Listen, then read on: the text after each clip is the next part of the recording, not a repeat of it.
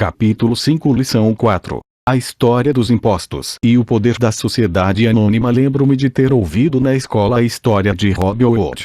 Meu professor pensava que fosse uma maravilhosa história de um herói romântico, tipo Kevin Costner, que roubava dos ricos para dar aos pobres. Meu pai rico não via Robin Hood como um herói. Ele o chamava de bandido. Robin Hood pode ter desaparecido há muito tempo, mas seus seguidores perduraram. Quantas vezes ouço as pessoas dizerem: por que os ricos não pagam por isso? Ou os ricos deveriam pagar mais impostos para atender à pobreza. Essa ideia de Robin Hood, ou de tirar dos ricos para dar aos pobres, é que provoca os maiores sofrimentos para os pobres e para a classe média. A razão pela qual a classe média paga impostos tão pesados está no ideal de Robin Hood. Na verdade, os ricos não são tributados. É a classe média que paga pelos pobres, especialmente a classe média alta instruída. Novamente, para entender bem como tudo acontece, precisamos adotar uma perspectiva histórica. Precisamos conhecer a história dos impostos. Meu pai muito instruído era especialista em história da educação, já meu pai rico se tornou um especialista na história dos impostos. Pai rico explicou a Mick e a mim que originalmente na Inglaterra e nos Estados Unidos não havia impostos. De vez em quando eram lançados impostos eventuais para financiar guerras. O rei ou o presidente anunciava o acontecido e convocava todos para rachar a despesa. Impostos foram lançados na Grã-Bretanha para financiar as lutas contra Napoleão de 1799 a 1816 e nos Estados Unidos para financiar a Guerra Civil entre 1861 e 1865. Em 1874, a Inglaterra instituiu um imposto de renda permanente para seus cidadãos. Em 1913, o imposto de renda se tornou permanente nos Estados Unidos com a adoção da 16ª emenda à Constituição. Durante certo tempo, os americanos eram contrários aos impostos. Foi o excessivo imposto sobre o chá que levou ao famoso Tea Party no porto de Boston, um incidente que ajudou a desencadear a Guerra Revolucionária. Foram necessários cerca de 50 anos, tanto na Inglaterra quanto nos Estados Unidos, para se consolidar a ideia de um imposto de renda rotineiro. O que esses dados históricos não revelam é que, em ambos os casos, os impostos foram inicialmente lançados sobre os ricos. Era isso o que pai rico queria que Mick e eu entendêssemos. Ele explicou que a ideia de impostos se tornou popular e foi aceita pela maioria, divulgando-se aos pobres e à classe média que os impostos estavam sendo criados para punir os ricos. Foi assim que as massas votaram a favor da lei e ela se tornou constitucionalmente legal. Embora fosse imaginada para punir os ricos, na realidade acabou punindo aquelas pessoas que votaram a seu favor, isto é, os pobres e a classe média. Quando o governo sentiu o gosto do dinheiro, seu apetite aumentou, disse pai rico. Seu pai e eu somos exatamente os opostos.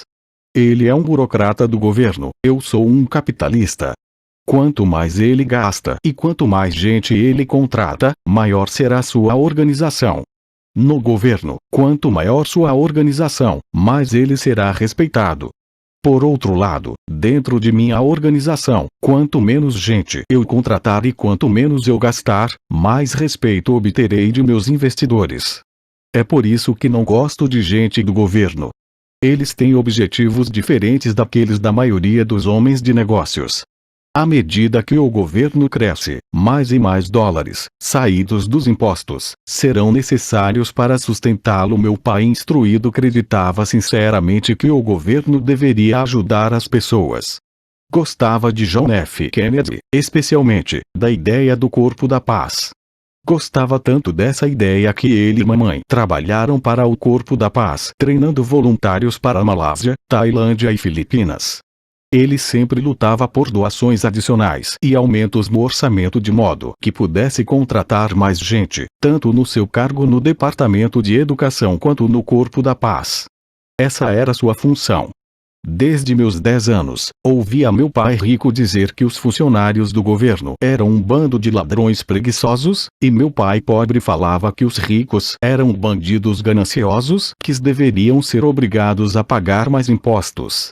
Ambos os lados tinham argumentos válidos. Era difícil trabalhar para um dos maiores capitalistas da cidade e chegar à casa onde o pai era um destacado líder do governo.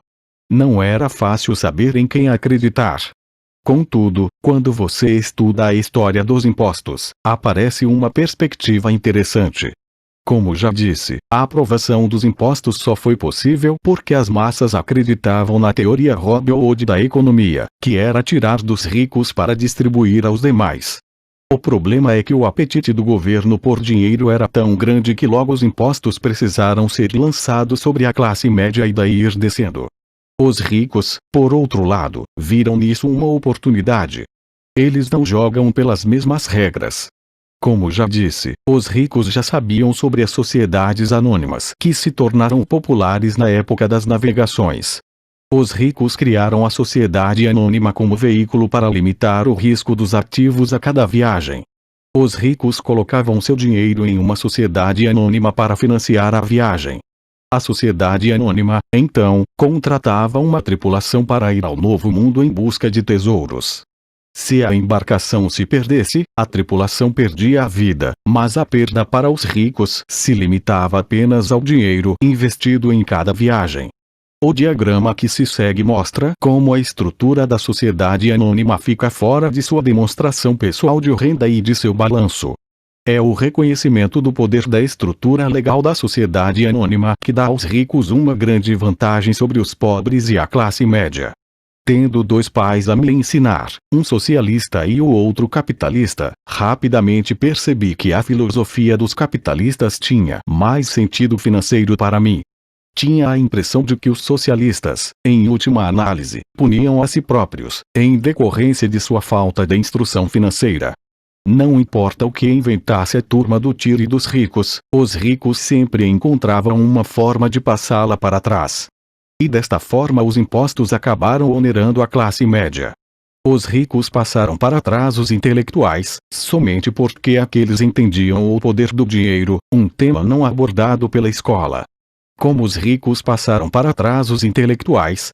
Quando o imposto tire dos ricos foi implementado, o dinheiro começou a fluir para os cofres do governo. Inicialmente as pessoas ficaram felizes. O dinheiro foi repassado para os funcionários do governo e para os ricos. Foi para os funcionários na forma de empregos e aposentadorias. Foi para os ricos quando as empresas receberam contratos do governo. O governo se tornou uma grande fonte de dinheiro, mas o problema era a administração fiscal desses recursos. Na verdade, não havia recirculação. Em outras palavras, a política do governo, se você fosse um burocrata estatal, era evitar ter excesso de dinheiro. Se não conseguisse gastar a verba recebida, você se arriscava a perdê-la no próximo orçamento. Certamente, não haveria reconhecimento para você se fosse eficiente. Os homens de negócios, por outro lado, são recompensados pelo dinheiro que sobra e são reconhecidos por sua eficiência. À medida que este ciclo de despesas públicas crescentes continuava, a demanda por dinheiro aumentava e a ideia de tire dos ricos se ajustava agora para incluir níveis de renda mais baixos, chegando aos que tinham votado em favor dos impostos, os pobres e a classe média. Os verdadeiros capitalistas aplicavam seus conhecimentos financeiros para simplesmente encontrar uma maneira de escapar. Eles se voltaram para a proteção de uma sociedade anônima. Uma sociedade anônima protege os ricos. Mas o que muita gente desconhece é que uma sociedade anônima não é algo concreto, no sentido literal do termo. Uma sociedade anônima é simplesmente uma pasta de arquivo com alguns documentos legais, que descansa no escritório de um advogado e está registrada em um órgão público. Não é um edifício com o nome de uma empresa. Não é uma fábrica ou um grupo de pessoas. Uma sociedade anônima é simplesmente um documento legal que cria um corpo jurídico sem alma. A fortuna dos ricos estava novamente protegida. Mais uma vez as sociedades anônimas se tornaram populares, depois que as leis do imposto de renda permanente foram aprovadas, porque a alíquota do imposto de renda sobre as sociedades anônimas era menor do que as vigentes sobre as pessoas físicas. Além disso, como foi mostrado anteriormente, certas despesas poderiam ser descontadas da renda tributável da sociedade anônima. Esta guerra entre os que têm e os que não têm se mantém há centenas de anos. É a turma do tiro e dos ricos contra os ricos. A batalha é travada sempre que são discutidas leis, e continuará sempre. O problema é que as pessoas que perdem não têm informação. Se elas entendessem a maneira como os ricos jogam, também poderiam jogar. Então estariam a caminho de sua independência financeira. É por isso que me arrepio toda vez que ouço um pai aconselhar seu filho a estudar para poder conseguir um bom emprego seguro. Um empregado com um emprego bom e seguro não tem escapatória. O americano comum de hoje trabalha de 5 a 6 meses para o governo, antes de ter conseguido o suficiente para pagar seus impostos. Em minha opinião, isso é tempo demais. Quanto mais arduamente você trabalha, tanto mais você paga ao governo. É por isso que acredito que a ideia de tire dos ricos acaba sendo um tiro pela culatra para aqueles que a votaram. Toda vez que as pessoas tentam punir os ricos, esses não apenas não obedecem, como reagem. Eles têm o dinheiro, o poder e a intenção de mudar as coisas. Não ficam sentados e pagam voluntariamente mais impostos. Ao contrário, buscam maneiras de minimizar sua carga tributária. Contratam advogados e contadores competentes e convencem os políticos a mudar as leis ou a criar artifícios legais. Eles têm os recursos para fazer mudanças. O Código Tributário dos Estados Unidos também oferece outras formas de elidir os impostos. Muitos desses instrumentos estão à disposição de qualquer um, mas são em geral os ricos que tiram proveito deles porque cuidam de seus negócios. Por exemplo, 1031 é um jargão para a seção 1031 do Código da Receita Federal, que permite a um vendedor adiar o pagamento dos impostos sobre o ganho de capital resultante da venda de um imóvel, se este for trocado por um imóvel mais caro. Se você continuar aumentando seu patrimônio mediante a troca de imóveis, seus ganhos não serão tributados, enquanto você não liquidar a transação. As pessoas que não se beneficiam desta poupança de impostos, permitida legalmente, estão perdendo uma grande oportunidade de aumentar sua coluna de ativos. Os pobres e a classe média não têm os mesmos recursos. Eles ficam sentados e deixam que o governo espete em seus braços as agulhas para a doação de sangue. Atualmente fico chocado com o número de pessoas que pagam mais impostos ou aplicam menos deduções simplesmente porque têm medo do governo. E sei como um agente tributário do governo pode ser apavorante e intimidante. Tenho amigos cujos negócios foram fechados e destruídos, para só depois descobrirem que se tratava de um erro do governo. Eu percebi isso. Mas o preço de trabalhar de janeiro a meados de maio é um preço muito alto para essa intimidação. Meu pai pobre nunca se rebelou. Nem meu pai rico. Este foi apenas mais esperto, e usou as sociedades anônimas, o maior segredo dos ricos. Você lembrará a primeira lição que aprendi com meu pai rico. Eu era um garoto de 9 anos que teve de sentar e esperar até que ele resolvesse falar comigo. Frequentemente sentei em seu escritório esperando que ele me atendesse. Ele me ignorava propositalmente. Queria que eu reconhecesse seu poder e desejasse ter um dia esse mesmo poder. Durante todos os anos que estudei e trabalhei com ele, sempre me lembrou que conhecimento é poder. E com dinheiro vem mais poder, o que exige o conhecimento certo para mantê-lo e fazê-lo se multiplicar. Sem esse conhecimento, o mundo arrasta você. Pai rico sempre recordava, a mim e a Mickey, que o maior tirano não era o patrão ou o supervisor, mas o homem dos impostos. Se você deixar, o homem dos impostos sempre tirará mais de você. A primeira lição relativa a fazer o dinheiro trabalhar para mim, em vez de trabalhar pelo dinheiro, tem na verdade tudo a ver com poder. Se você trabalha pelo dinheiro, está cedendo poder a seu empregador. Se seu dinheiro trabalha para você, você mantém e controla o poder.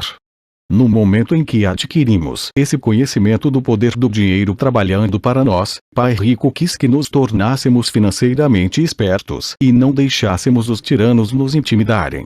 Você precisa conhecer as leis e a forma como funciona o sistema. Se for ignorante, é fácil ser intimidado. Se você sabe do que está falando, tem uma chance de vencer. É por isso que ele pagava tanto a advogados e contadores especialistas em tributação. Era menos dispendioso pagar-lhes do que pagar ao governo. A melhor lição que me deu, e que apliquei a maior parte de minha vida, é: seja esperto e você não será oprimido. Ele conhecia a lei porque era um cidadão respeitador das leis. Se você sabe que está certo, você não terá receio de se defender, mesmo se você estiver indo contra Rob ou de seu bando. Meu pai instruído sempre me incentivou a conseguir um bom emprego em uma grande empresa. Ele falava das vantagens de subir na hierarquia empresarial. Ele não entendia que, dependendo apenas do contra-cheque de um patrão, eu seria uma vaca dócil pronta a ser ordenhada. Quando contei a meu pai rico o conselho de meu pai pobre, ele deu uma risadinha. Por que não ser dono da hierarquia? Foi tudo o que disse. Eu era garoto e não entendia o que meu pai rico queria dizer com tornar-me dono de minha empresa. Era uma ideia que parecia impossível e assustadora. Embora a ideia me empolgasse, minha juventude não me permitia vislumbrar a possibilidade de que adultos trabalhassem, algum dia, para uma empresa da qual eu era o dono. O importante é que, se não fosse por meu pai rico, eu teria provavelmente seguido o conselho de meu pai instruído. Foi apenas a lembrança ocasional de meu pai rico que manteve viva a ideia de eu vir a ter minha própria empresa e me fez seguir um caminho diferente. Quando eu já estava com 15 ou 16 anos, sabia que não podia continuar a trajetória que meu pai instruído recomendava. Não tinha ideia de como fazer, mas estava disposto a não seguir na direção em que a maioria de meus colegas se encaminhava. Essa decisão mudou minha vida. Não foi antes de eu chegar aos 20 e poucos anos que o conselho de meu pai rico começou a fazer sentido. Tinha saído da Marinha e estava trabalhando na Xerox. Ganhava muito bem, mas cada vez que olhava para o contra-cheque me sentia desapontado. As deduções eram tão grandes e, quanto mais eu trabalhava, maiores elas eram. Na medida em que eu era bem-sucedido, meus chefes falavam de promoções e aumentos. Era lisonjeador, mas podia ouvir pai rico sussurrando em meu ouvido: para quem você está trabalhando? Quem você está enriquecendo? Em 1974, ainda estava na Xerox, criei minha primeira sociedade anônima e comecei a cuidar de meu negócio. Já havia alguns ativos em minha coluna de ativos, mas agora estava determinado a focar o mercado maior. Esses contra-cheques cheios de deduções justificavam todos os conselhos que pai rico me dera ao longo dos anos. Via o futuro que me aguardava se seguisse o conselho de meu pai instruído. Muitos empregadores temem aconselhar seus empregados a cuidar de seus próprios negócios. Estou certo de que isso pode valer para certas pessoas. Mas em meu caso, a atenção dada aos meus negócios, ao aumento de ativos, tornou-me um empregado melhor. Agora eu tinha um objetivo. Chegava cedo e trabalhava diligentemente, juntando todo o dinheiro possível para poder começar a adquirir imóveis. O Havaí estava começando a crescer, e havia fortunas a serem feitas. Quanto mais eu percebia os estágios iniciais da expansão, mais máquinas Xerox eu vendia. Quantas mais vendia, mais dinheiro ganhava e, naturalmente, mais deduções apareciam em meu contra-cheque. Era inspirador. Estava tão ansioso para fugir da armadilha que eu trabalhava mais, e não menos. Por volta de 1978, costumava ocupar um dos primeiros 5 lugares entre os vendedores, às vezes o primeiro. Estava louco para sair da corrida dos ratos. Em menos de 3 anos eu estava faturando mais em minha pequena empresa, uma companhia imobiliária, do que na Xerox. E o dinheiro que ganhava na minha coluna de ativos, minha companhia imobiliária, era dinheiro que trabalhava para mim. Não era eu batendo em portas para vender copiadoras. O conselho de meu pai rico fazia mais sentido. Logo o fluxo de caixa de minhas propriedades permitiu que minha empresa comprasse meu primeiro Porsche. Meus colegas vendedores da Xerox pensavam que eu estava gastando minhas comissões. Não estava. Estava gastando minhas comissões em ativos. Meu dinheiro estava trabalhando arduamente para ganhar mais dinheiro. Cada dólar de minha coluna de ativos era um grande empregado dando duro para fazer mais empregados e comprando para o chefe um novo Porsche a ser deduzido da renda tributável. Comecei a trabalhar mais para a Xerox. O plano estava funcionando e meu Porsche era a prova. Ao aplicar as lições de meu pai rico, eu, tão jovem, podia sair da proverbial corrida dos ratos de ser empregado. Isso foi possível dados os sólidos conhecimentos financeiros adquiridos com estas lições. Sem esses conhecimentos, que chamo de Ki financeiro, meu caminho para a independência financeira teria sido muito mais difícil. Agora divido com outros, por meio de seminários, tudo o que aprendi. Sempre que faço minhas palestras, lembro aos ouvintes que o Ki financeiro se compõe de 4 grandes áreas. Contabilidade é o que chamo de alfabetização financeira. Uma habilidade vital se você quer construir um império. Quanto mais dinheiro estiver sob sua responsabilidade, mais acuidade é exigida ou a casa desmorona. É o lado esquerdo do cérebro, ou os detalhes. A alfabetização financeira é a capacidade de ler e entender demonstrações financeiras. Isso lhe permite identificar os pontos fortes e fracos de qualquer negócio. Investimento, o que eu chamo de ciência do dinheiro que faz dinheiro. Isso envolve estratégias e fórmulas. É o lado direito do cérebro, ou o lado criativo. Entendimento dos mercados, a ciência da oferta e da demanda. A necessidade de conhecer os aspectos técnicos do mercado, o que está relacionado à emoção. O boneco Tic-Tac Elmo, no Natal de 1996, é um caso de mercado técnico ou conduzido pelas emoções. O outro fator de mercado é o dos fundamentos ou do sentido econômico de um investimento. O investimento faz sentido ou não de acordo com as condições correntes do mercado. Muitas pessoas pensam que os conceitos de investimento e a compreensão do mercado são muito complexos para as crianças. Elas não conseguem ver que as crianças conhecem esses assuntos intuitivamente. Para aqueles que não estão familiarizados com o boneco Elmo, esse era o personagem de Vila Sésamo que estava povoando o sonho das crianças antes do Natal. A maioria das crianças queria um e o colocava em primeiro lugar em sua lista de presentes. Muitos pais se perguntavam se a empresa estava retendo intencionalmente o produto fora do mercado, enquanto o continuava anunciando nas vésperas do Natal. Desencadeou-se um pânico em função da grande demanda e da oferta escassa. Sem encontrar bonecos à venda nas lojas, especuladores viram uma oportunidade de fazer pequenas fortunas à custa de pais desesperados.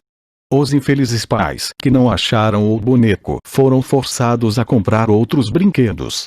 A incrível popularidade do boneco Elmo não fazia sentido para mim, mas serve como um excelente exemplo econômico de oferta e demanda.